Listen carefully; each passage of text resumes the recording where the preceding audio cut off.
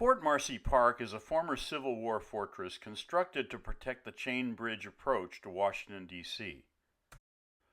Attorney Vincent Foster parked his car and mounted a diminutive trail to arrive at a cannon near a grouping of park benches. His self-inflicted gunshot wound on the afternoon of Monday, July 19, 1993, would become one of President Bill Clinton's earliest humiliations.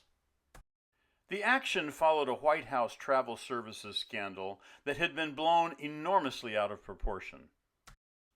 Travelgate resulted in 7 firings, negative press, and the threat of a congressional investigation. Foster shouldered the blame, but likely prematurely. The consequences withered into insignificance. The escalating fears that Foster internalized convinced him that his own professional reputation was near ruin. Vincent Foster had constructed a credible professional reputation within the Arkansas legal establishment. When his boyhood friend Bill Clinton was elected president in the 1992 election, he welcomed the opportunity to assist him during his transition period before assuming office. Foster learned abruptly and painfully that the rigors and pressures of Washington, D.C. were far more invasive and destructive than Little Rock, Arkansas.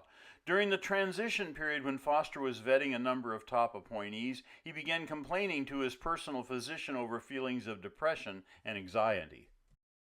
He expressed panic attacks that had the effect of gutting his soul. Foster, like many who have suffered the debilitation effects of depression, could not envision simply waiting out the potential Travelgate crisis. On Monday morning, July 19th, no one realized that he was formulating a personal exit strategy.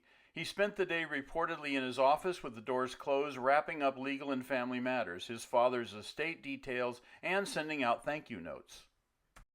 His personality collapse would be posthumously rumored, but his abrupt, isolated, and unforeseen death suggested the possibility of murder. An exhaustive inquiry involving 125 witnesses, DNA tests, physicians, lawyers, and FBI agents followed. Their findings confirmed that his actions constituted a legitimate self-inflicted wound. Political commentator vultures would spend the next decade desecrating the reputation of a man who had exceeded the end of his tolerance for pain.